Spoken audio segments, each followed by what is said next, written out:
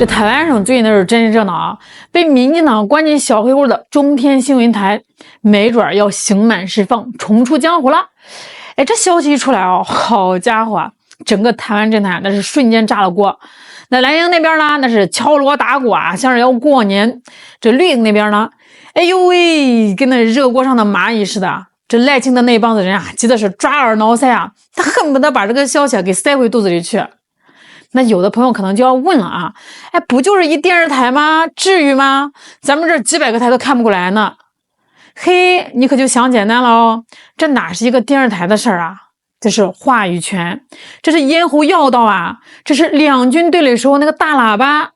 哎，你想啊，当年2020年的时候，这个民进党为什么非要把这个中天给关了？那就是因为中天这个嗓门太大，而且他专门唱反调，专门接民进党的短。那个时候那个民进党正想搞一言堂呢，哎，一看这有个刺头，直接把闸给拉了。这几年啊，台湾的电视上一打开啊，好嘛，清一色的绿油油啊。那不管是早间新闻还是晚间论证，全都是夸这个民进党英明神武的，全是骂大陆吃不起茶叶蛋的。哎，你想听点不一样的？对不起，没有，只能上网去搜。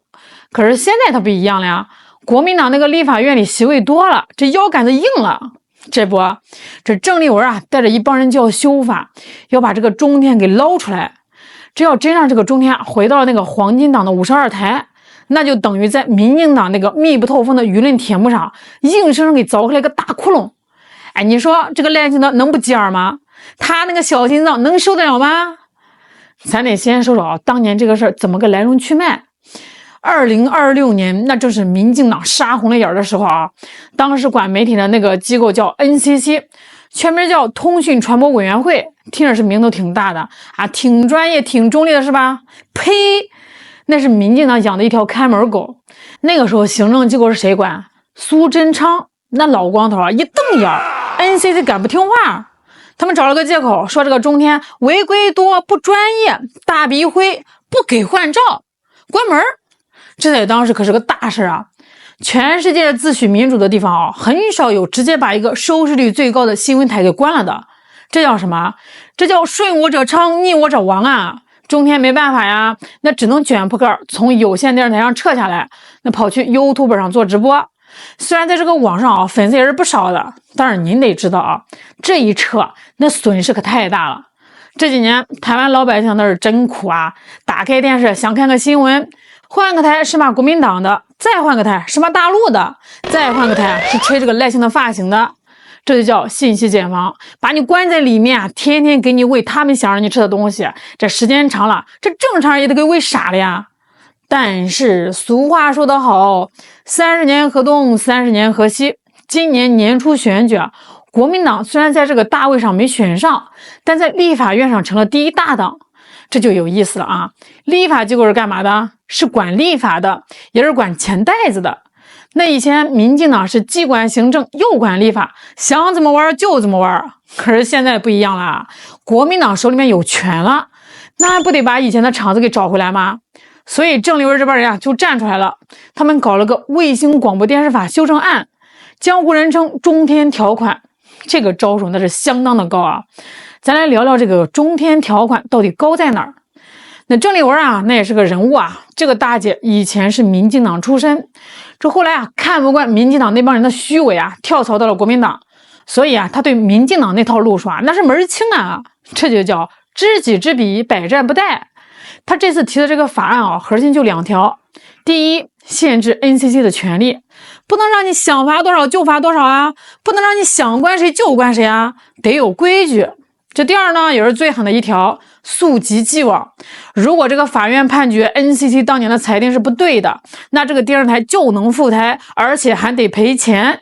这招太损了，也太准了。因为中天被关这几年啊，他一直在打官司呀。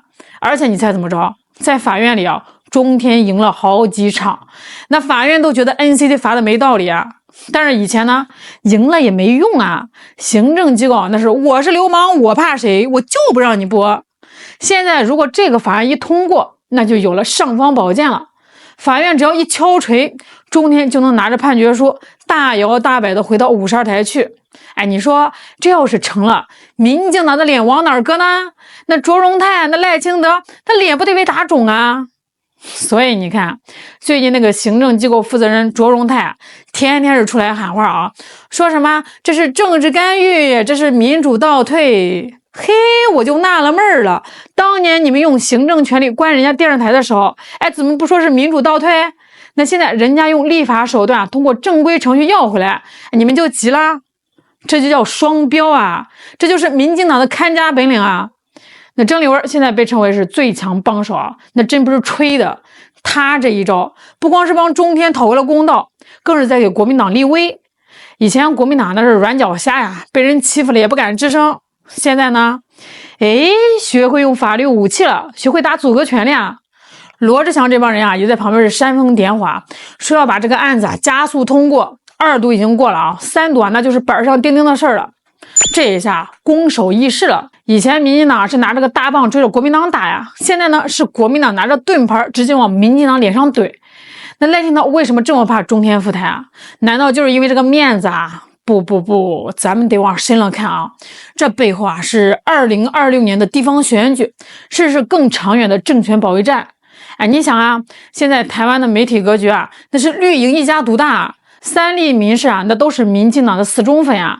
哎，新开那个静电视啊，那是蔡英文那一派硬塞进去的。就连以前那个挺中立的 TVBS 啊，现在也是被整得唯唯诺诺，不敢大声说话。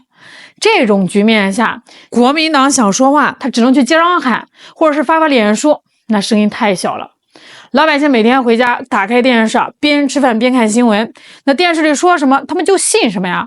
这电视里说国民党卖台，他们就觉得国民党卖台；电视里说赖清德是神，他们就觉得他是神。但是如果中天回来了，那就等于在绿营的包围圈里架起了一门意大利炮。中天那帮名嘴啊，那嘴皮子是真利索，骂起人来是不带脏字，还让你无地自容。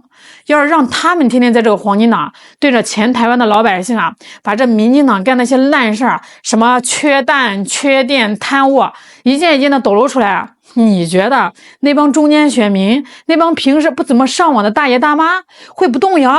肯定会啊！这就叫破窗效应，只要有一个不同的声音发出来，民进党那套谎言编织的网就得破个大洞。这赖清德啊，现在本来就位子不稳，他虽然是当选了，得票率不过半，立法院席位不过半，也就是咱们常说的跛脚鸭。他现在在执政那是举步维艰啊，推个政策啊就被立法院给挡回来。如果在这个舆论战场上再失手，再多一个天天骂他的电视台，那他接下来的日子啊，那可真就是黄连树下弹琴，苦中作乐了。所以啊，民进党现在是玩了命的要党啊，他们动员了一切力量，甚至可能会发动那帮网络水军去围攻国民党，因为他们心里面很清楚啊，中天一赴台，好日子就到头了。中天这个台啊，有个特点，它在两岸议题上，那相对来说是比较理性的。注意啊，我只是说理性，没有说它完全是咱们这边的。但是在台湾那个环境下，这就很难得了。别的台报道大陆啊，那都是什么画风？大陆高铁没靠背，大陆人吃不起榨菜，大陆经济马上崩溃。哎，就这种脑残新闻啊，是天天播，月月播。中天呢，它至少会报道一些大陆的真实发展，比如说这个大陆的科技进步啊，大陆的风景名胜啊，或者是呼吁两岸要交流要对话，别天天喊打喊杀的。在绿营眼里啊，这就叫亲中卖台，这就叫红色渗透。但是在咱们看来啊，还有在那些稍微有点脑子的国际观察家看来，这叫正常人的声音啊。这几年这两岸关系为啥这么紧张啊？那除了是这个民进党当局搞台独之外，那媒体的推波助澜那是功不可没啊。他们刻意制造敌意，刻意切断信息的正常流动，让这个台湾老百姓觉得啊，大陆就是个魔窟，从而产生恐惧，然后就不得不依赖民进党来保护他们。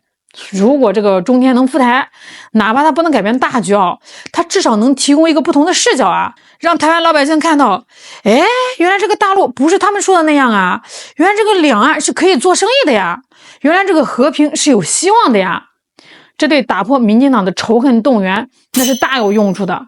这新华社以前也说过啊，两岸信息交流不应该有人为障碍。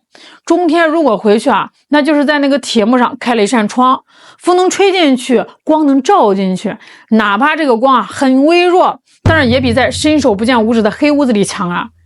所以这个赖清德他怕的不仅仅是国民党他怕的是真相，他怕这个台湾老百姓了解了真实的大陆，就不吃他那套抗中保台的迷魂药了，药效一过，他怎么忽悠选票其实归根结底这场大戏演的就是权力的游戏。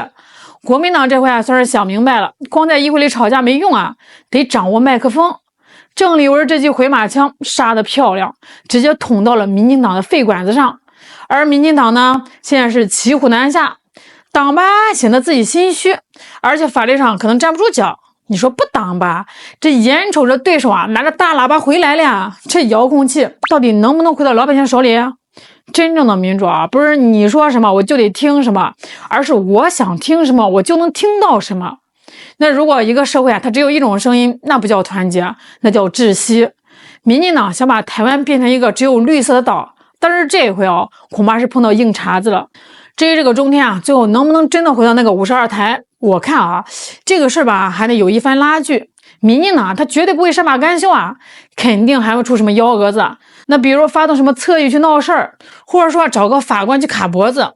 但是潘多拉的魔盒已经打开了，台湾老百姓的民智也在慢慢开启，大家伙都看累了那些千篇一律的谎言，都渴望听到点新鲜的真实的声音。这场关于话语权的争夺战才刚刚开始。咱们就看看是这个赖清德的封口胶厉害，还是郑丽文的开山斧锋利。好啦，今天就聊到这儿啦，我是小兰，我们下期再见。